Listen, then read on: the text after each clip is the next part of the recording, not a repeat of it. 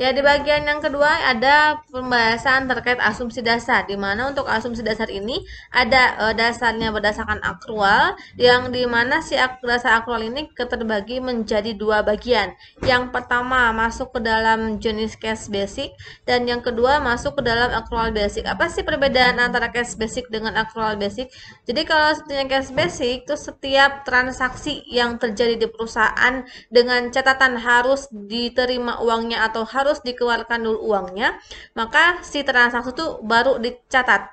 Tetapi kalau accrual basic itu setiap transaksi yang terjadi di perusahaan, meskipun belum diterima uangnya atau belum dikeluarkan uangnya, perusahaan harus tetap mencatat si transaksi itu.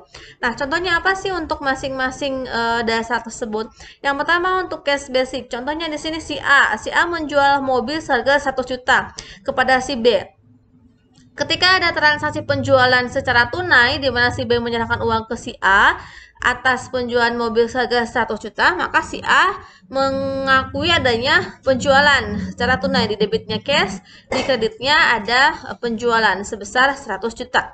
Itu berdasarkan cash basic. Lalu bagaimana kalau sepertinya perusahaan ini belum menerima uang? Maka kalau kita menggunakannya cash basic, kita tidak akan mengakui adanya penjualan karena si uang tersebut belum kita terima. Tetapi kalau accrual basic itu si perusahaan akan mencatat setiap transaksi yang terjadi di perusahaan tersebut, meskipun uangnya belum diterima atau uangnya belum dikeluarkan, tetapi si perusahaan harus tetap mencatat bahwa sudah ada terjadi transaksi pada periode tersebut. Contohnya gimana? Contohnya yang tadi penjualan si A kepada si B atas mobil seharga 1 juta itu dilaksanakannya bukan secara tunai. Jadi si B belum memberikan uang, tetapi ngutang, dicicil selama 20 tahun. Nah, karena di sini si A belum menerima uang dari penjualan mobil, maka si A tidak akan ada pengakuan bahwa si A sudah menerima uang. Tetapi karena di sini dasar yang digunakan dasar accrual basic, maka di sini meskipun uangnya belum diterima oleh si A, tetapi karena penjualannya sudah terjadi, otomatis si A tetap harus mencatat adanya penjualan dan harus menjurnal bahwa di debitnya ada piutang dan di kreditnya ada penjualan. Sehingga kalau untuk dasar accrual ini cakupannya lebih luas dibandingkan cash basic. Kalau accrual basic mah baik itu yang sudah diterima atau yang belum diterima uangnya, tetapi transaksinya sudah terjadi, otomatis harus dicatat oleh perusahaan.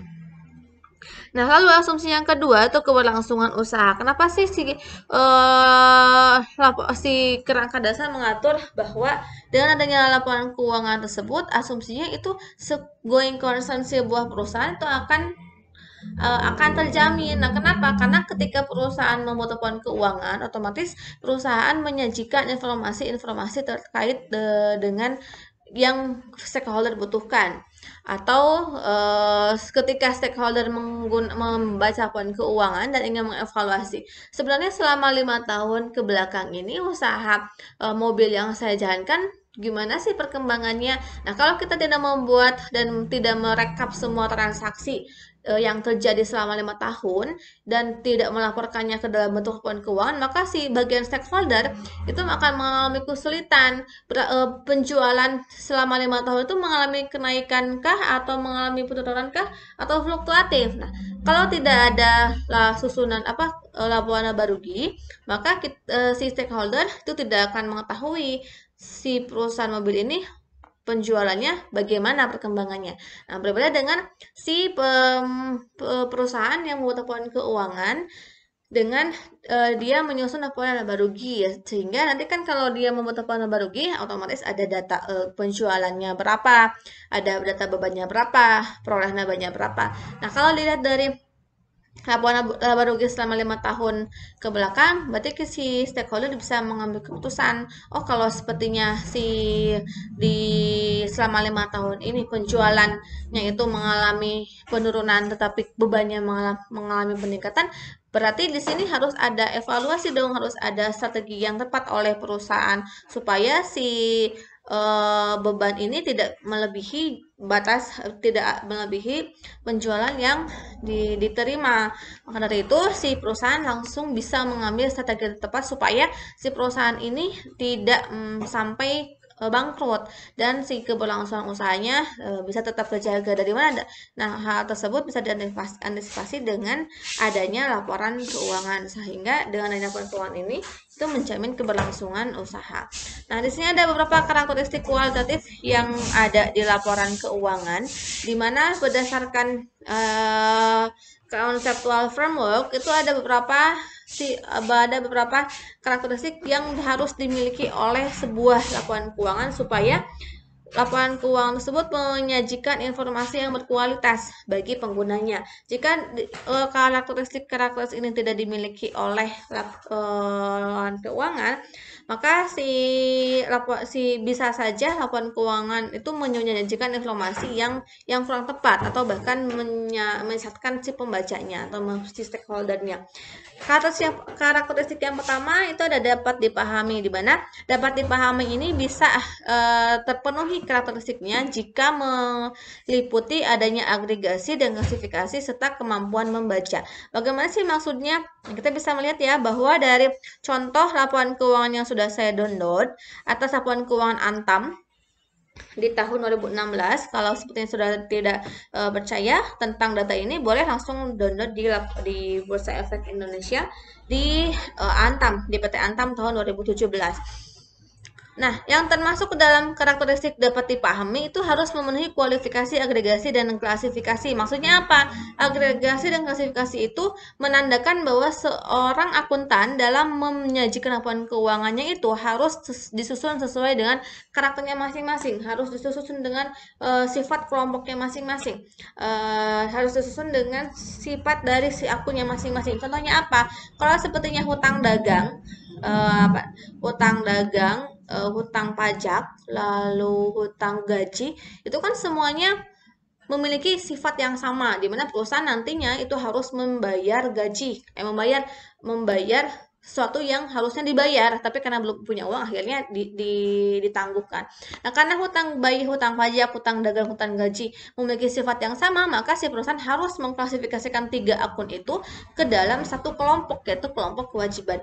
Begitupun juga si perusahaan ketika mereka membeli suatu barang, baik itu yang berwujud ataupun yang tidak berwujud, dan barang-barang tersebut itu nantinya akan memberikan manfaat kepada perusahaan, maka perusahaan harus mengklasifikasi ke dalam jenis aset. Nah, aset pun kan terbagi menjadi 2, ada yang masuk aset lancar dan aset tidak lancar.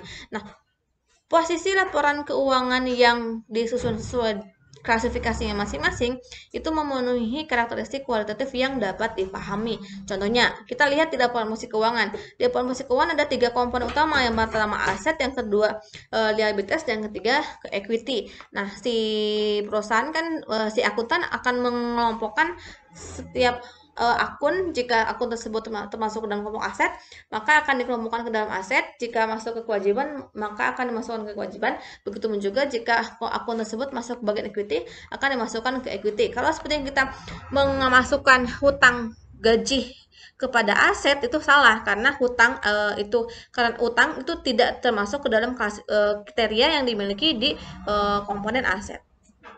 Lalu yang kedua ada kemampuan membaca. Kenapa kemampuan membaca di sini masuk ke dalam dapat dipahami? Karena tidak semua orang bisa membaca laporan keuangan. Hanya orang-orang yang memiliki dasar akuntansi yang bisa membaca laporan keuangan. Kalaupun di sini ada masyarakat yang di luar non akuntansi yang tidak menimba ilmu di bidang akuntansi, mereka juga bisa membaca laporan keuangan dengan catatan mereka harus belajar sendiri atau membaca buku berkaitan dengan akuntansi, sehingga dari buku akuntansi tersebut mereka baru bisa membaca apa yang ada di laporan keuangannya.